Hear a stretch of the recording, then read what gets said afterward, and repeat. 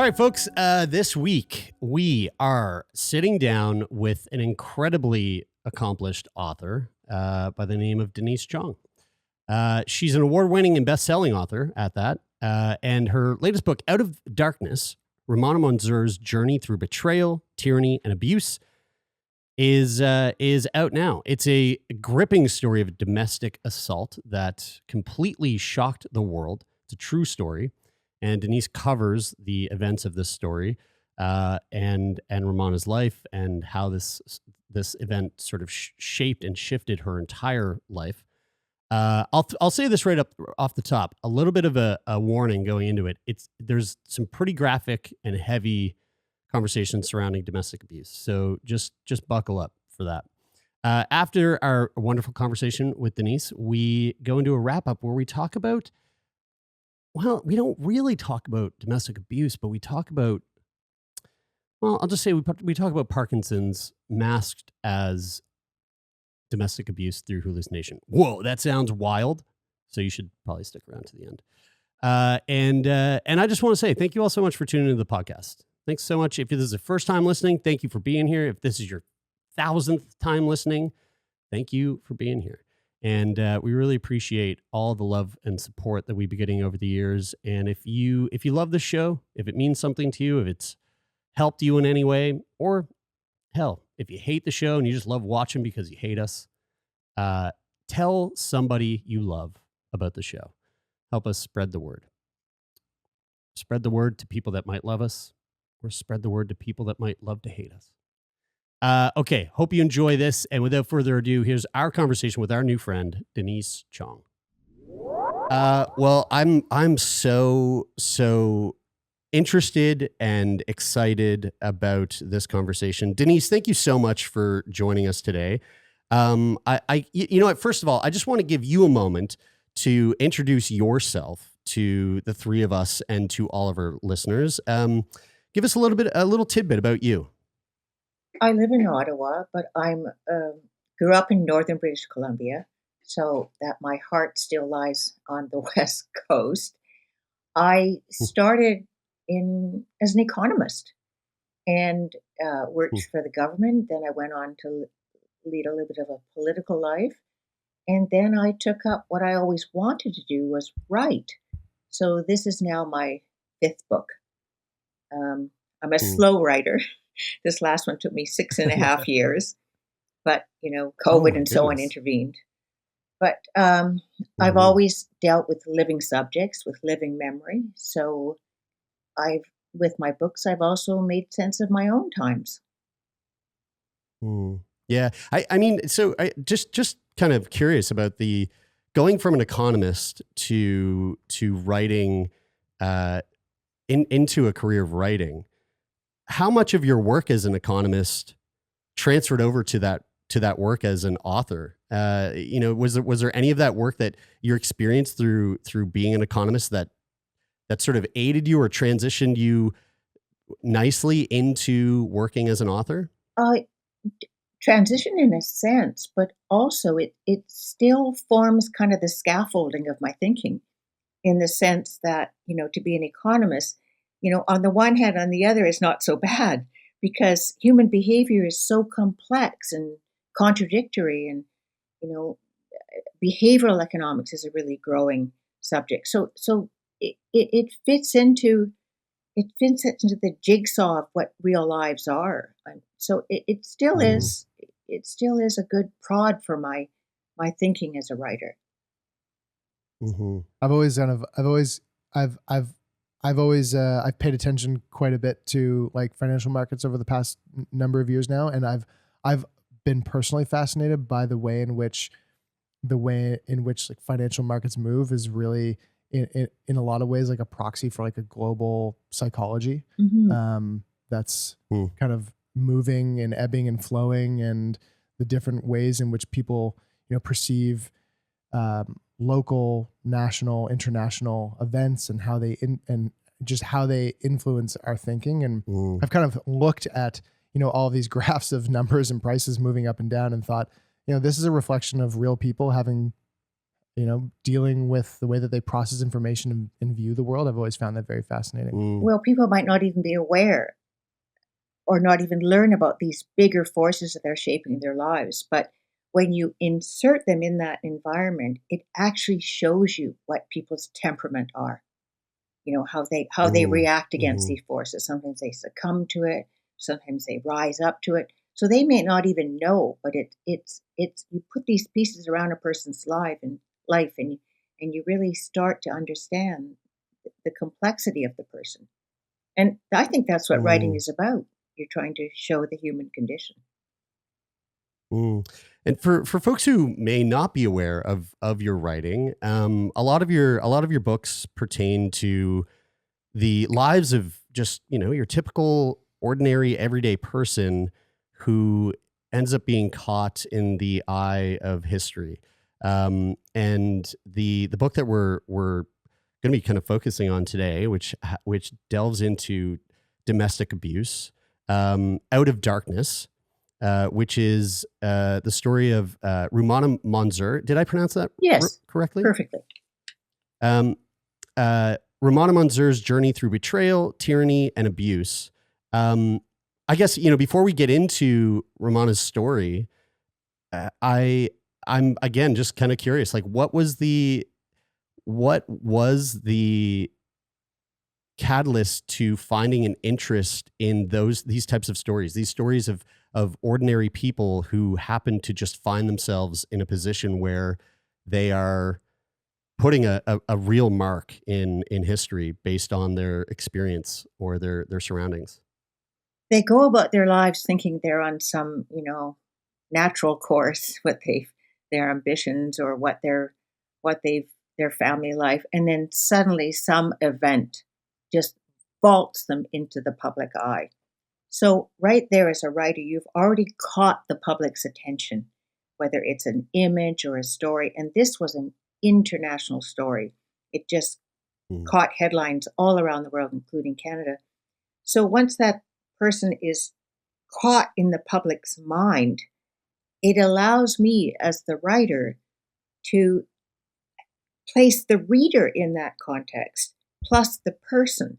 So then uh, when you're putting those geopolitical forces around and the public mindset, one person's intimate story gives you this lens, not just beyond into their story, but into that world that they inhabit and the forces of that time. So, Mm. and it's the writer for me. The whole purpose of writing is to kind of go a bit fearlessly into the unknown. And so, if it's a world I don't Mm. know about, domestic abuse, sudden blindness, Southeast uh, Southeast Asia, um, it Bangladesh. It just allows me as the writer to go beyond. Mm. For people who aren't familiar with Rumana's story, can you walk us through it? She comes from a middle class, morally upright family that puts all their values in education, ambition. They're anglicized from the time of the British Raj. She uh, is destined for every friend and family thinks she's destined for the perfect life. She's smart, she's pretty, she's gets good marks. So when it comes time for what should be an arranged marriage, to the surprise of her family, she enters a love relationship. And they don't even know how that happens because you're so socially protected as a girl in Bangladesh. She ends up marrying the son of the best friend of her father. And from their wedding night on, for a decade, that it's unknown that she's living a life of domestic abuse because Mm. outside the marriage, she's actually become a professor of international relations at the most renowned university in Bangladesh. And it's only a decade later that she finds her way to Vancouver to take a year of studies to help her career at Dhaka University. And there she gets the courage, apart from her abusive husband, to say, I'm going to go home and I'm going to tell them I'm going to file for divorce. And nobody tells her, Mm. a lawyer, that that's the most dangerous time in your relationship, when you tell your partner you're going to leave. And then, boom, the Mm. headlines hit when days later he brutally attacks her. So that's my entry point into this story when I learn about it myself, when it hit those headlines. Mm. What were some of the forces of what were some of the forces at play in your in the way that you learned about this story and learned about her life in terms of the sort of like cultural clash of the legacy that people grow up with in terms of the British Raj and like kind of like the mark that that leaves on a population and how that's at odds with the more like historical embedded culture of a place like Bangladesh and how those cultures like clash and come together and they make like the things that come out of that. Like it almost sounds to me in terms of she has this relationship, this love relationship that nobody knows about and is quite shocked about because, as you said, they're societally very protected, and the assumption would be that there's an arranged marriage. Like, is that an example of how those two cultures kind of like clash together? Like this Anglo background versus a more maybe traditional Bangladeshi cultural view on relationships and marriage. Yes, that would be, a closer look at the cultural context, which shapes what is the issue of domestic violence. Although I wouldn't want to say that it's particular to any cultural context. It's just a sensitivity you take. So it's, the problem of domestic violence is global.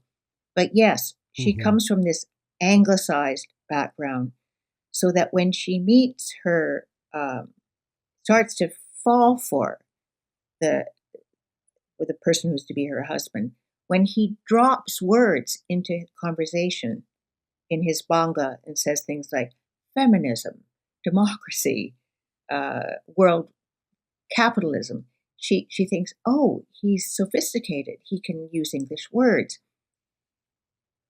But the then when you add the cultural context of it being Bangladesh, which is a new country, she's born 6 years into the birth of Bangladesh. I mean, I myself hadn't really heard of Bangladesh until it was George Harrison who organized the first real concert for Famine Aid, and it was organized in really the first year of Bangladesh's existence. So it's a country born out of extreme violence. And so then the question is, how does violence shape, a Mm. country? How do the abuser and victims rise out of this social fabric of violence? Then she enters a marriage where it doesn't matter what the public sphere of rights are. I mean, Bangladesh has a woman prime minister. The biggest opposition leader is a woman. And yet, in the private sphere, in marriage, it's a huge patriarchal wall that goes up. So she's inside Mm. that marriage. She's governed by these very conservative family with patriarchal values where the husband is, thinks he has to exhibit power and control. What did you learn? Because that is a that is fascinating that there can be such a dramatic contrast between the way in which women are viewed in a private context in an intimate relationship versus the public context with there being able to be somebody who's leading the country, a woman leading the country. That seems to be, those two things seem to be so, I mean, we, like the United States and Canada has not realized that position for a woman. And at least on the surface level, I would say in the private context, the view is much more progressive, or the life is much more progressive. Those two things are so wildly disconnected. What did you learn about that contrast between those two things? When I went to Dhaka to do research, I'm warned, where is it safe in the city? You should go with a male. You should be accompanied by a male. You should, be careful when you're in your car, even when you're riding in a car or in one of those little tuk-tuks. You should have your fixer should be a male. You should dress in a certain way. Um, and yet, as I'm in Dhaka, the girls and the women are streaming to the garment factories. They're, going to and from work. And yet, that when they step inside their door of their home, it can be a totally different world. So, on the one hand, yes, there were these, you could see very progressive rights in the society, but, women could, there is progress made in terms of, Rumana was a professor and climbing up in her career, but yet at home she has to account for even the taka she spends for the rickshaw ride to university. She has to explain to her mother-in-law and her husband every time she has to ask permission to go anywhere. She has to, she has to report her whereabouts at all times. So the contrast, you realize that women, if there aren't the equal rights in the public and the private sphere, then there really can't be gender equality. Denise, what was it about Rumana's story that made it? Because we know that unfortunately domestic abuse isn't rare. It happens. What was it about Rumana's story that made it capture global headlines? The laws have progressed in Bangladesh, India, Pakistan, that against abuse, violence, acid throwing, that's the most severe form. But sorry, I've lost my train of thought. Hang on. Yes, so the laws exist in Bangladesh, India, Pakistan, and so on, but there is an attitude that somehow a man has a right to beat his wife, and she ought to have the mental strength to endure it. So very few cases come before the law. Very few cases that do or ever reach conviction. So Ramana's case, it wasn't the shock so much that here was a husband who would beat his wife. It's every day acid throwing, murders. But it came to light and shocked the public because, oh my God, it can even claim a victim of the status of a professor at Dhaka University. That was the huge shock. And it probably wouldn't have even come to light were she a victim of any other university. It's just that Dhaka University was considered, the most progressive institution. And the irony of it is that Rumana, taught courses about feminism, took courses as an undergraduate about failed states, so it was a great irony that she could, hide this outside and yet suffer inside. I know that. Sorry, yes, go ahead. Sorry, the other thing is once it became public, only on the 9th day after she was attacked, and only because of a public outcry that the police should go after him. And the police finally, confessed to the high court that they tried to arrest him, but they failed because they said his cell phone was off. So you can see the problem with the justice system. So when it came to light, reporters went to her hospital bed, and the images, even now, when you look at those images, they're horrific. The attack was so brutal as to go so deep into her. He attacked her eyes so deep that she was blinded, and her face was mutilated. Yeah, I mean, just a little bit of a trigger warning, but for anyone who's not aware or familiar with the story, her eyes were uh, literally gouged out. Um, her I believe the tip of her nose was bit off. Mhm. Like just a heinous, brutal attack.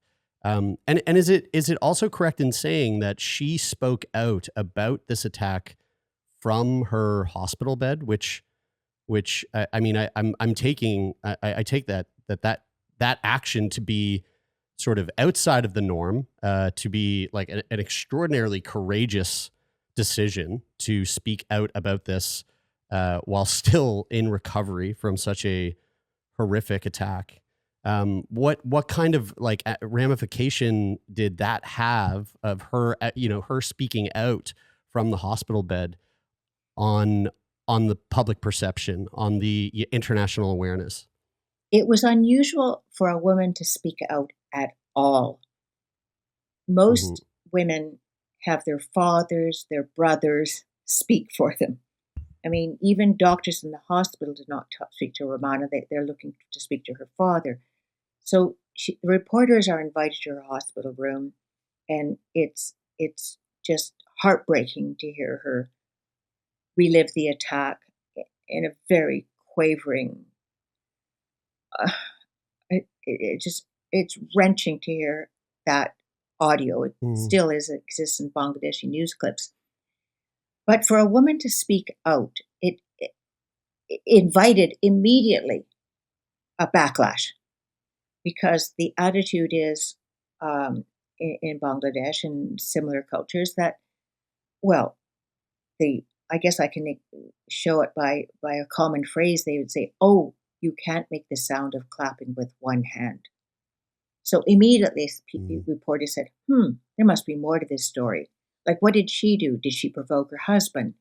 And so, even though there were supporters for her saying, let's get justice for Romana, let's talk about the issue of domestic violence, it invited a backlash.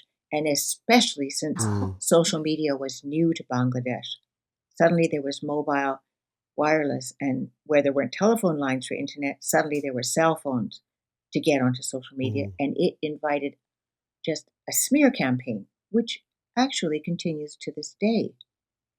mm. I'm curious, like as someone who came in to do an in-depth investigation into this story and write this story. What did you personally learn about domestic abuse through covering this story? Did anything stick out to you that maybe you didn't know prior? Like what? How did your views change around what domestic abuse is, whether that's like how prevalent it is or how, how it affects people differently? Like what stood out to you the most in writing the story surrounding the issue with domestic abuse? I knew it was prevalent. I know it's a global issue. I know it's rising. I know it's heightened during COVID, the pandemic, because of Yes. people being at home and isolated and, living within everyone living within the four walls. I knew that. I didn't know it before any victim of domestic violence. But what did surprise me was, your question, Jeremy, how how differently do people react? What did surprise me is that every case is like a textbook case. So even in Romana's case, the the the stages of escalation, so that it can ultimately lead to maybe something of coming to grievous injury, harm, or murder. It's strikingly similar from case to case.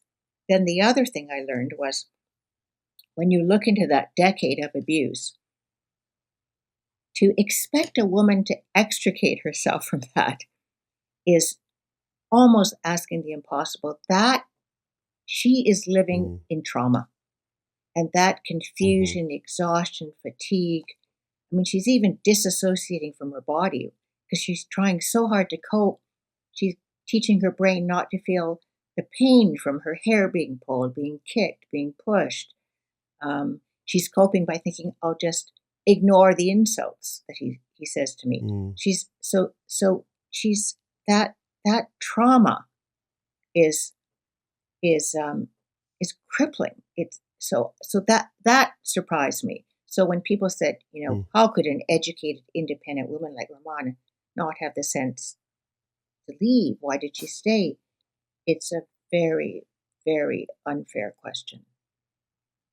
It reminds me. It makes me think of 1984 and how the explanation of the main character in 1984, George Orwell, of the concept of doublethink, and doublethink, the ability, the basically the capacity that people under this regime have to develop in order to basically have like two parallel lines of thinking where they like are fully invested in the regime that's oppressing them, and also at the same time secretly know that it's wrong, but that these two parallel lines of thinking, like they exist in parallel together, like this. And I think, I mean, that's in the context of this like oppressive regime. And obviously if you scale that down to a relationship, or down to an aspect that is accepted in culture, and then scale that down one more to like a particular relationship, you've got people in, I think particularly in domestic abuse or any form of like trauma that occurs at the hands of somebody else, that a lot of people go through, where they live in these parallel worlds, like one where they know that this is not okay, that this is wrong, that I believe in these things, and I'm educated on these things, and I know them to be wrong, and at the same time live in a parallel existence where they live in like obeyance of the sort of like rules or the structure that their oppressor forces upon them, like the relationship with this, like I find that to be really fascinating. And I think personally that seems to be the explanation to me when people say, how could she not have spoken out against this? Like, she's educated, she knows. I think people develop that state of doublethink as a protective mechanism for themselves. Plus, there's stigma. So she thinks, yes, she tries to whisper in her brain, could I leave? The word divorce starts to tick across her mind. Then there's stigma. Oh, but my daughter would come from a broken home. What would my students think of me? What would my professors think of me? I'd bring shame on my parents. And then there's that doublethink, if you like, that parallel universe right within those four walls. So her mother-in-law or the brother, her son, her brother-in-law, sees her limping around the apartment because she's been injured, sees her shoved under, falling to the floor, and her against a chair, and in the chair, and she falling out of the table. And they just carry on a conversation where they left off, and beetle off to the TV and watch TV. So there's that, in that parallel universe, as if it didn't happen. And early in the marriage, the mother-in-law says, Ramana, after marriage, men beat their husbands. It'll get better, but don't tell anybody. You'll see. How much does resiliency play a role within the story that you've written to cover this the what Rumana went through? Obviously being blinded and facially disfigured is, that's something that would have profound effects on the way that you are able to live your life going forward, or in the very least, the way that you perceive that you're going to be able to live your life going forward. So, how did Rumana recover from this? What did that look like? I knew resilience was there. When I met her, she was months from graduating from law school at UBC, taking up a new career in a new country. And she was already pegged to give the speech at convocation. She had her nose reconstructed. She had shells in her eyes. She had picked a different eye color than her original color. She had learned to live in darkness. She had even just conquered the very simple things like which can confound you and frustrate you, how to get toothpaste on your toothbrush. She'd learned, oh, you put the toothpaste in your mouth first and then you brush your teeth. So she'd learned from the simple things to the very complicated things of getting around the city. But when I went backwards and did the research and talked to doctors and Rumana's therapists and her parents, they all said she sunk into depression at being blind, thinking her future was gone. I talked to her cosmetic surgeon, plastic surgeon, who said he knew that she was very low and she was flat, but he knew from the literature that when, especially the face, because that's your identity, when you have it reconstructed, you lose this sense of yourself, and it takes a long time, a while, to come back to your image of yourself. But it does come back. So he knew that, and he knew from her, he could sense a bubbly personality underneath. So, and she benefited because she once had a sighted self. So if she were here sitting talking to you, and one of you asked the question, she would turn to you. She'd be making what you think was eye contact.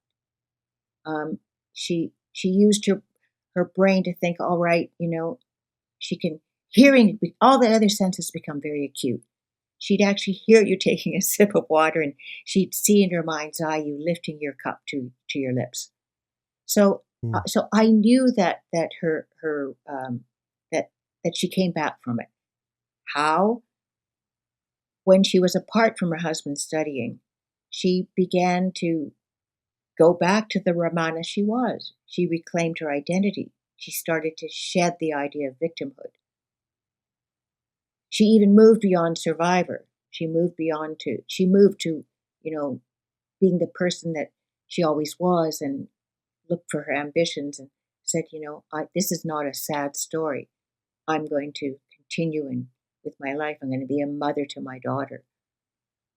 So it made me realize that domestic violence stories are in a sense all about getting to that point of resilience. What are so Rumana left and went to study and then returned to Bangladesh. What was that? What was from a cultural standpoint or from her relationship standpoint? What was the view on her leaving, on her going abroad, separating herself from her family, entering into this new culture where I would imagine there is some level of understanding that she's going to place herself in a drastically different cultural context for a period of time and then come back to Bangladesh. Well, how was that leaving and coming back viewed? Oddly, her in-laws, who were very conservative, devout Muslims, the father-in-law approved of her going abroad because he knew she was smart, he believed in the value of education, so he approved of it. But with that decision, there's already it's a foreboding moment, because her husband objected to her going abroad. And a married woman, a young married woman, going abroad without her husband's approval, would be viewed upon very poorly. But at the same time, for such women who do go abroad for a year of study, suddenly they can dress like they want. They can talk to whom they want. They can, spend money as they like.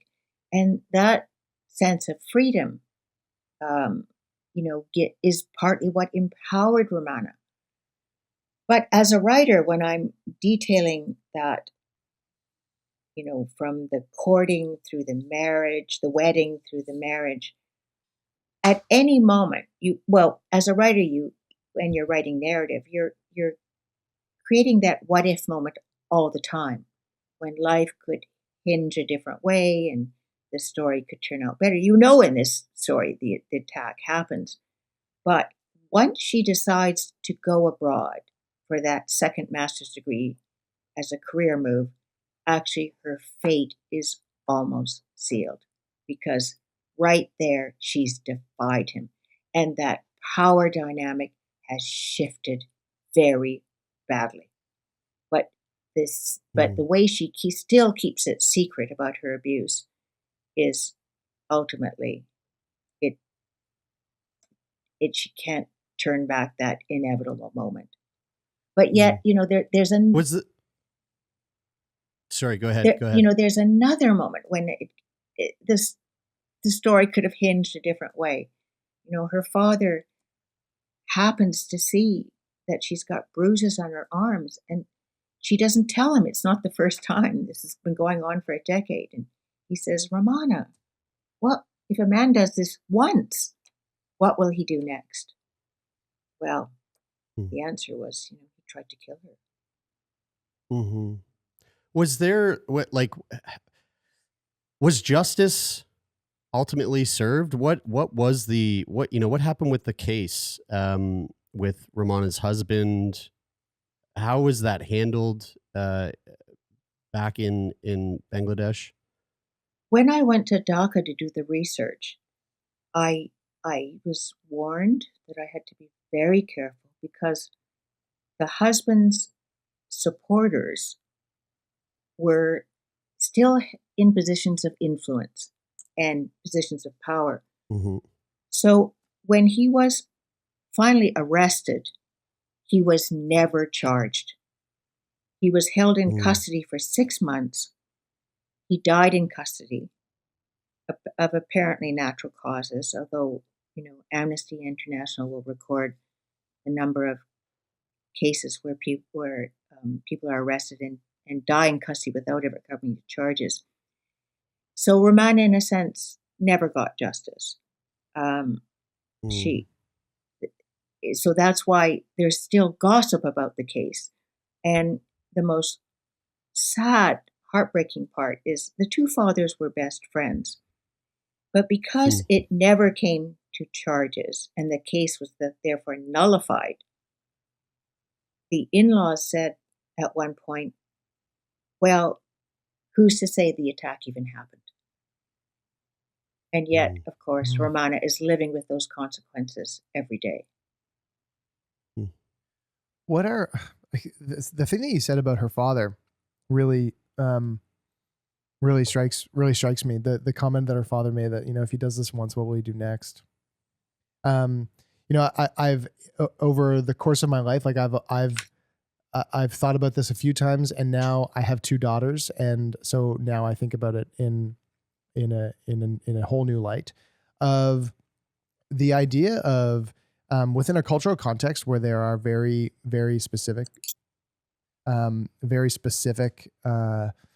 expectations of women that you might see from a cultural context and go, I understand, and this is the way that it is. But then I've been fascinated by the fact that when somebody then, when a father then has a daughter and is then forced to execute these cultural expectations, that they are not confronted with this moral, this moral conflict, that they've believed in this thing from a cultural context their whole life because it's the way that they were brought up, that women are expected to do ABC. And then they're actually forced to put that into practice with a daughter of their own. And that's always shocked me. And from the perspective of, from the perspective of me having a daughter now, I see that in a new light. Was it interesting that her father had this perspective that seems to be it seems from what you said, the perspective of you should do something. Something needs to be done for you individually, even though that is against what you would expect somebody to do, what they're being told to do. The mother-in-law is saying, this is what happens, and you don't talk about it, and it's just what you expect. What was that interesting that he had that perspective? He was so broad-minded, Romana's father, in his own upbringing. And I mean, even when he took Romana out of school when she was 10 years old to travel the length of Europe, because he wanted to expose her to how other people live and think of herself as a global citizen. And yet, when she's attacked and it hits the public and comes to a case for the police, he wilts under the um, the reaction of the public against Romana, and actually comes to her and says, "You know, Romana, maybe we should withdraw the charges. Maybe we should drop the case because people are saying all kinds of nasty things about you. You know, they're accusing Romana of having provoked her husband, of having had an affair. So, you know, how people react under the weight of, you know, the cultural reaction and reprimand is, I mean, that surprised everybody around Romana's father because he was a person from the army who exhibited leadership and moral uprightness. So yes, how people react in a societal way is interesting. The other interesting point was, for as much as he thought he taught his children moral values, um, compassion, he was he was he kept the male role of a father to his children, that to maintain authority, to maintain respect, he should, maintain some distance. He should be a man of few words to maintain his authority. That if it came to personal matters, intimate matters, well, they should go to her. They should go to their mother. And if he had something to convey personally, he should convey it through her mother. So the sad part is when he says this to Romana, Romana in her inside voice is thinking, "Oh, I hope my father asks me my feelings, how I feel about him." But he doesn't. And the moment passes. So that again, there goes off a warning light and it's too late. Mm. I mean, it just speaks to the like unimaginable massive pressure Mm-hmm. society Totally. of like how heavy that weighs in comparison to what I would imagine he knows in his heart of hearts. There needs to be action taken. There needs to be something done. This isn't right. But with that just how massive of a weight and pressure that is. Mm-hmm.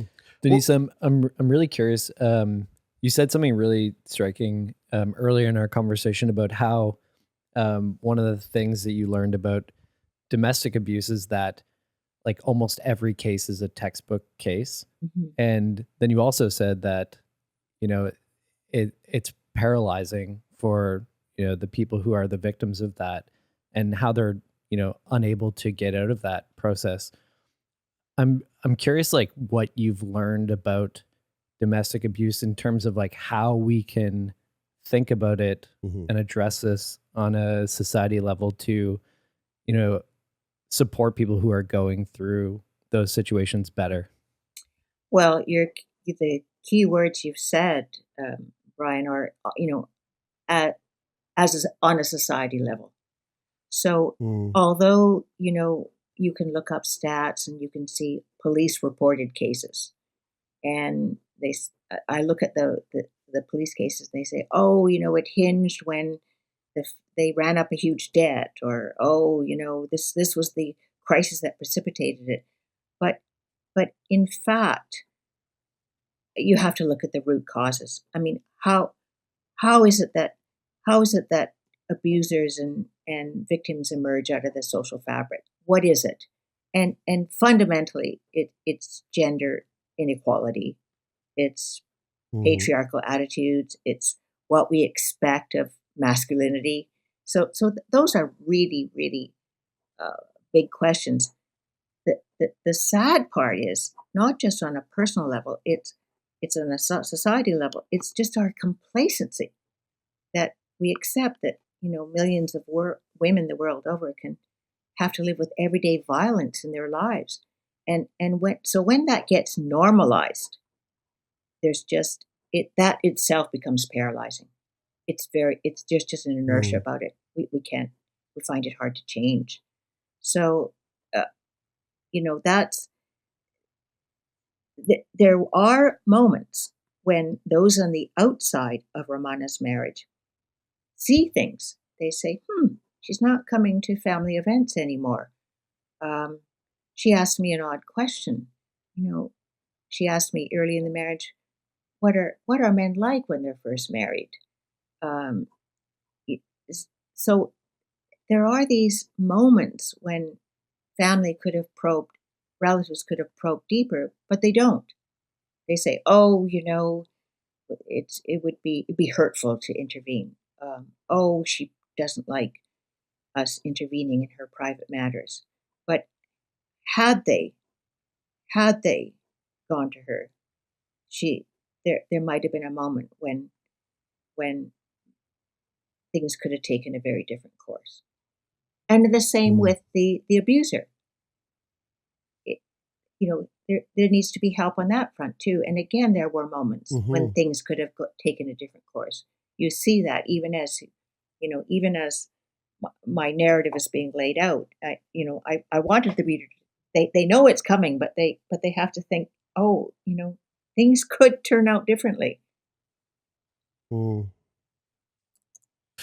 Denise, I mean, this has been a fascinating conversation, and I'm so grateful that you've taken time out of your schedule to sit down and share with us what you've learned from writing this book. Again, folks, the book is Out of Darkness: Rumana Monzur's Journey Through Betrayal, Tyranny, and Abuse. It is available now wherever you get your books. And I want to thank you. Thank you so much for such a lovely conversation. How can people find you and stay up to date with the work that you're doing? I know it takes a long time to pump out a book, but I feel like after listening to this, people are going to be excited to know that, well, you've got a number of very, very well received and beloved books in your roster. But how can people find you to stay up to date with the work that you're doing? Well, I guess through podcasts like yours, because I've because I've been hibernating writing. In that sense, Yeah. the pandemic suited me because I've read it. But I think this is an important topic to speak out about, and I've been doing Hmm. events with Romana, and she's very inspiring, and I I I, Mm. I'm stunned when I sign books and people come up to me and they whisper to me that they are a victim of domestic abuse. I've been Mm. stunned by that. Hmm. And yet, they understand the importance of talking about it and getting this out in the open. Yeah. I'm curious, Denise, to that point before we let you go. I imagine that it could be um, emotionally taxing on you diving deep into the story and sort of going through the process of really understanding and like feeling what Romana went through and then hearing people come up to you and share those things with you. Has it been um challenging for you at times emotionally?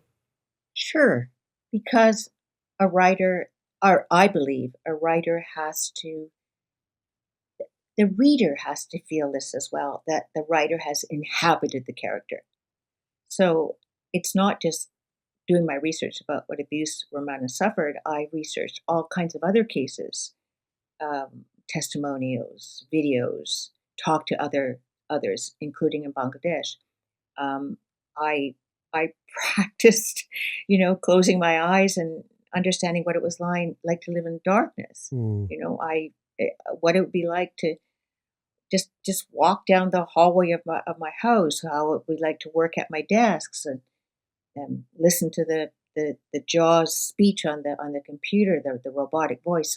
So yes, all that immerses you in the writer's, in the subject's mind and body, if you like. But then, of course, you have the discipline of the writer, where you have to then once you take to the page, wrestle it to the page, you have to stand detached. So yes, it's that swing and dichotomy you go through. Mm-hmm. Well, again, Denise, thank you so much. This has been really, really lovely. Thank you, and bravo to your podcast. I think it's just tremendous. All right. Well, that was a lovely conversation. It was. Denise she's pretty cute.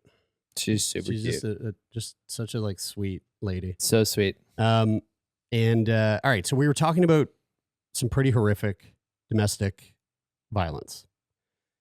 For the wrap up today, I found a story that relates to that, but it's less heavy. It's a little lighter. Okay. One could argue that it's a little bit like it's maybe a little funnier, but it's not really funny either. But I feel like domestic violence rarely is. Yes, but in this case, there's something quite interesting about it for sure. Is this like the Shane Gillis joke? There's like it's not funny if a president gets assassinated, but there would be the funniest one. There's the funniest one. Like none of them are funny. Right. But there's a funniest one out of all of them. Right. So this is a true story. This is a very recent story that made the news. And as I was reading it, I couldn't help but think about how this story makes for a perfect setup for a horror film. So this is about a woman named Sharon Martin. Okay. She's from the UK. She's 54. And she woke up one morning to a gruesome scene.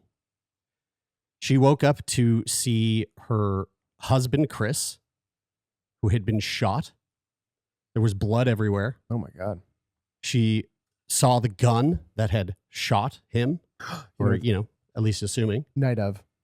And she obviously, if you were in that position, you woke up and saw your partner dead with a fucking gun on the bed, you would do what? Call 911. Oh, yeah. So, I mean, before that. Check to see if they're okay. Dissolve into a crippling state of confusion. Scream. Yeah. Yeah, you'd be like fucking screaming. You'd be like, "What? Oh, fuck!" Right? So Sharon starts screaming because she sees her fucking husband dead, shot, gun on the thing, blood everywhere.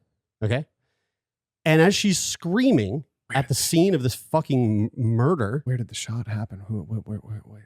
Right, the whole thing is this, right? Chris wakes up. What? With her screaming. He's like, "What the fuck, Sharon? What the fuck?" Oh my God. And she's like, Chris, what are you? And he's like, Sharon, hey, whoa, what's going on? Psychosis. So after being reassured that she's okay and that he's fucking totally okay, she sits on the edge of the bed, super confused, obviously. And she said that she could feel as though she herself was being controlled by a puppet. She was seeing herself like third person, almost outer body experience. She was like, I was seeing myself being controlled by this puppet. So Chris takes her to the hospital in Bristol, where she was told that she had fluid and a cyst on her brain, which was causing these alarming symptoms. So he was not shot. There was no gun. Hallucination. Nope. Full hallucination that she had blown. Ooh. And she was convinced she did it. That was the other thing. Whoa. So she woke up, she started screaming and she went, "Oh my God, I shot you." And she saw her husband with a blown open fucking back of his head and the gun and the blood. And she was convinced she did it. I mean, that's the this changes everything plan for me. Because you asked the question, you said, what would you do if you woke up to that scene? Right. And you forgot to mention the part that she thought that she did it. If I woke up and thought that I did it, then I'd be getting some pigs or like whatever you do to like, like cleaning solution. You'd go into full serial killer mode. Yeah. Well, this reminded me when you started. I know that's not true. When you reminded me, when you said it at first before the reveal that this is all fake or a hallucination, it reminded me of The Night of.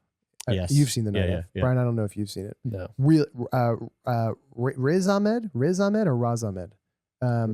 Riz. Amazing amazing actor. Rizzler Ahmed.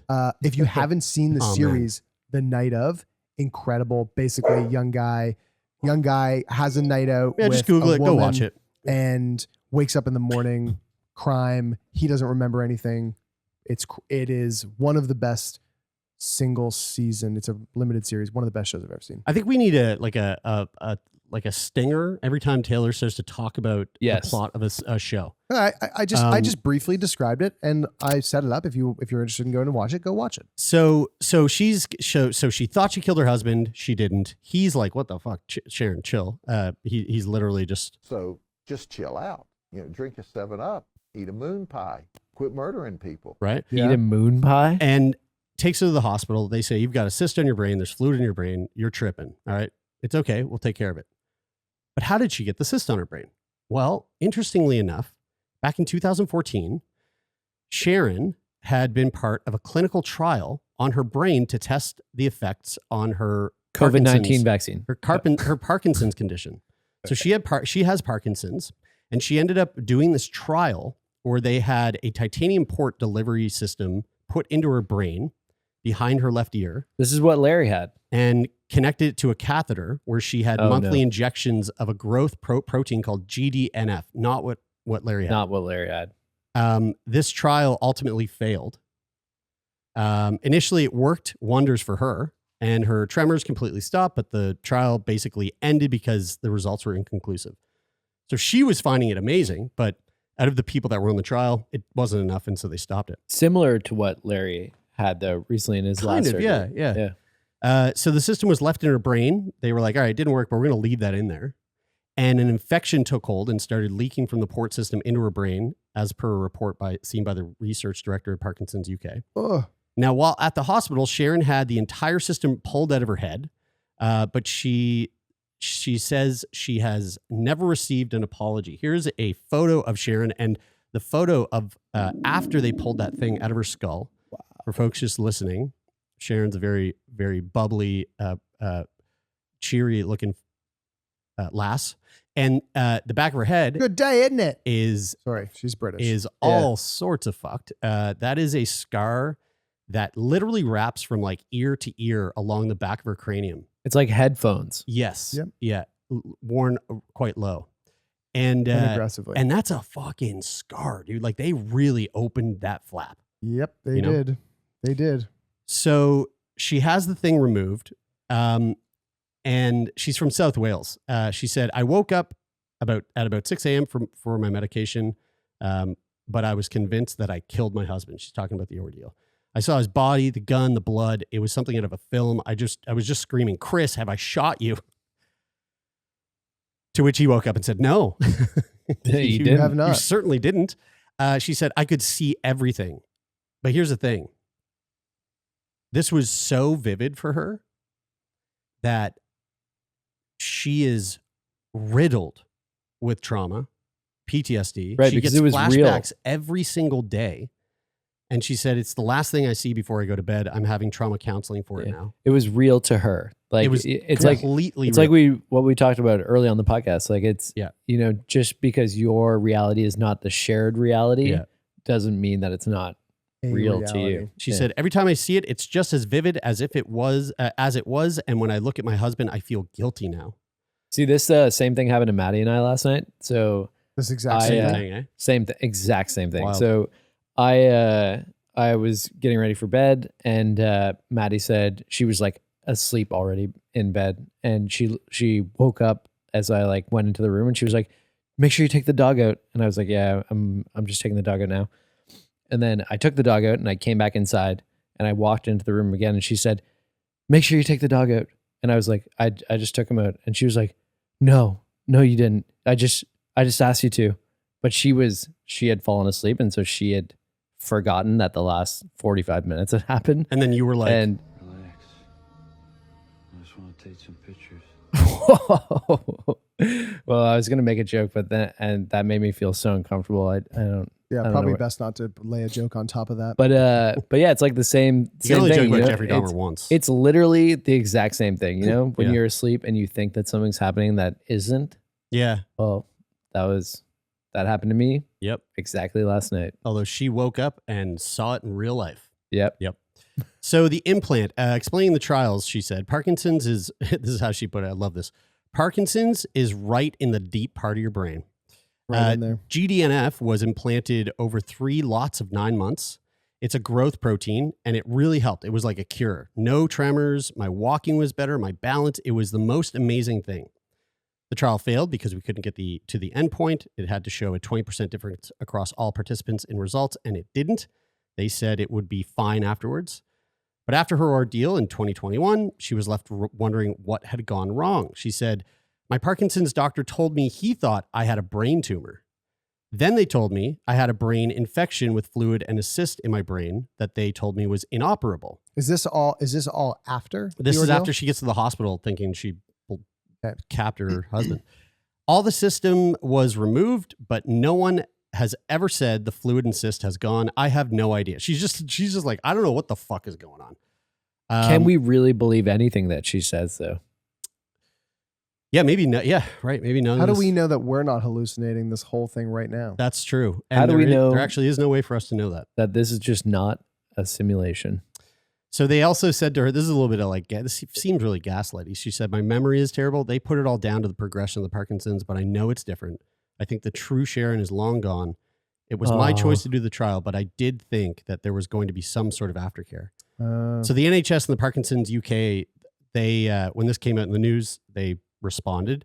Tim Whittlestone, Chief Medical Officer at North Bristol NHS Trust, said, we are very sorry to hear about this individual's concerns and would encourage her to reach out to us directly so we can appropriately look into the issue she has raised. What? Wait, but why would they publicly say we encourage her to reach out and just not reach out to her? Because what's happening here is she went to the hospital. Right, totally. But Right. they're the fucking NHS. Yeah. They have her information. Again, it seems a little like, we don't really want to deal with it, but like, hey. Exactly, Yeah. right? Like that, and I think that's the thing that's annoying. It's also like her Parkinson's doctor or the brain surgeon also should have been like, okay, this is obviously fucked. I'm going to reach out to the NHS, the Parkinson's, like there's so many, but that's the thing with healthcare, right? It's so just such a compartmentalized. Giant machine. There's so many different arms, and it's like one person's job. One person goes, this is my job. It's not my job to do this.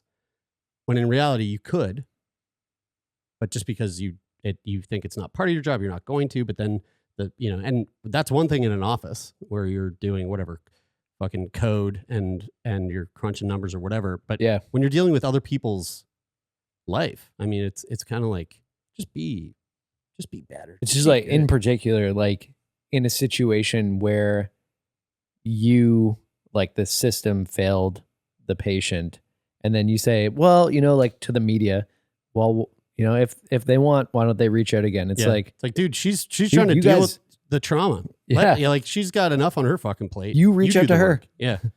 Yeah. It's really annoying. They went on to say, without these participants, we would be unable to deliver groundbreaking research. This is nowhere more true than in Parkinson's disease, where our clinical and research teams are working tirelessly to seek novel and enduring treatments.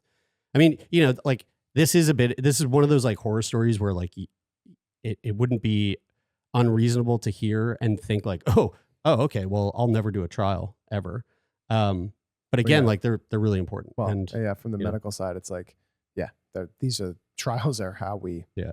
trials, and like the amount of trials that fail far outweigh the amount of trials that succeed. yeah, And like you have to have all of these failures in order to like innovate and get there. And unfortunately, that is always going to come at the expense of like shitty side effects and symptoms and things like that, or even just the psychological promise that like something Yeah. might make you better, and it doesn't. yeah, which is and hard. Yeah, Yeah. In this case, a very big, yeah, very big error. very big error.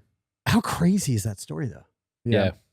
I mean, just like the You know reality. what I'm saying though about the like, it's definitely could be looked at as more like a sort of funny, like not funny, like haha funny, but like, oh, that's funny. That's funny that didn't happen. Like funny, like none of them situations like that are funny, but that would be the funniest one. yeah, probably Like Yeah. if she didn't, out of didn't, domestic abuse. if this No, woman no, didn't, no. It like that is That's not domestic abuse, though. that wasn't. But she domestic thought it abuse. was. Yeah, she thought it was. She thought that she would perpetrated the Well, yeah. and that largest, was the cruel funny joke played on her by life.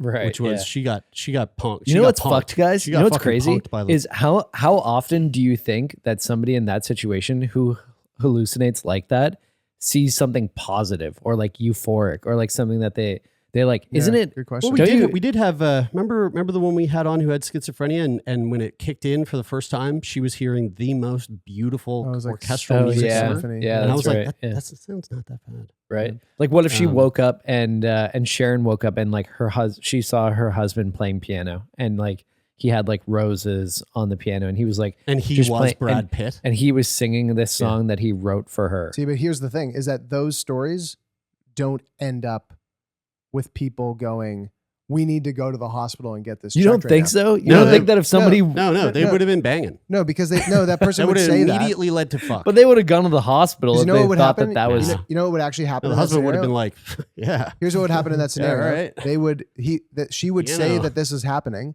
and he would tell her it's not.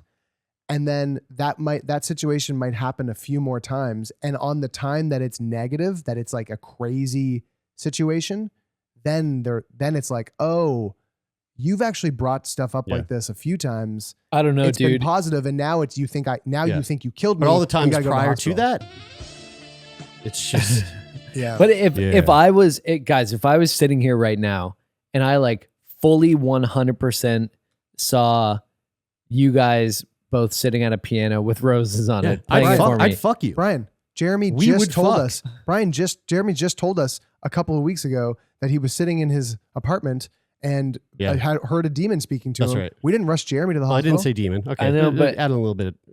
Uh, Demonic sounding voices doesn't mean a demon. Yeah, it was. yeah, It could have exactly. been several nerds. I didn't that just interpret were- it to that extent. Like Yeah. if I fully saw a grand piano and you guys were naked playing it Right. for me with roses, We would be having sex imminently. and then I would go to the hospital. No, because we would go. No, you're good. And just Taylor and I'd be like, I hope that happens tomorrow.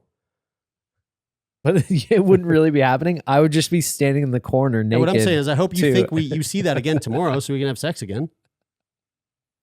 All right. Folks, thanks for tuning into the podcast.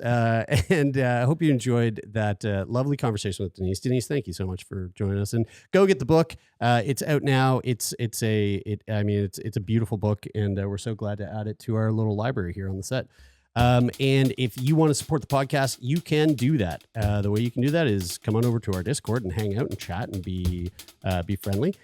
Or you can also leave a rating and a review on Apple Podcasts or Spotify or Amazon Music or Google Play or wherever the fuck you listen to this. There's usually something you can do. Interact. Do it.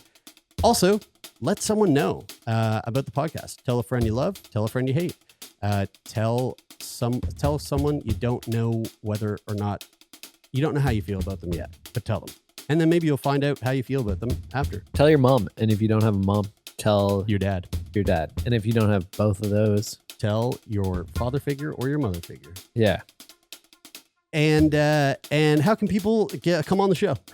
Yeah. Thanks for tossing that over my way. I think the best call to action right now is for if anybody's out there who's been a part of a trial and didn't get the results that they hoped for, or maybe they got awesome results. Yeah, and, let's hear a positive trial story. we would love to hear that because actually we talked a lot about trials in an episode with I'm blanking on his name right now. The doc that had cancer from down in the States. Dr. Dick Trial. Doc on TikTok. Nope, Yep. that's not the doctor. Right. And, Florida guy. That's right. And No. yeah, trials are really fascinating. So if you want to get in touch with us, go to Sickboy Podcast. If you want to be on the show, sickboypodcast.com and fill out the guest form. Why don't you toss over my way what I'm supposed to say? Tee me up for it. Who are you grateful Who for? are we grateful for today, Brian? Thanks, guys, for teaming me up for that one. I'm really grateful for Jeff Lonis. And actually, a little side story of Jeff. We just got back from a really great podcast industry mixer week in Toronto last week. And Jeff and the Talent Bureau helped us set that up. And so a huge shout out to Jeff, our manager, for making that happen. I'm sorry for drinking all your chocolate milk. Yeah. It's sincere. Yeah.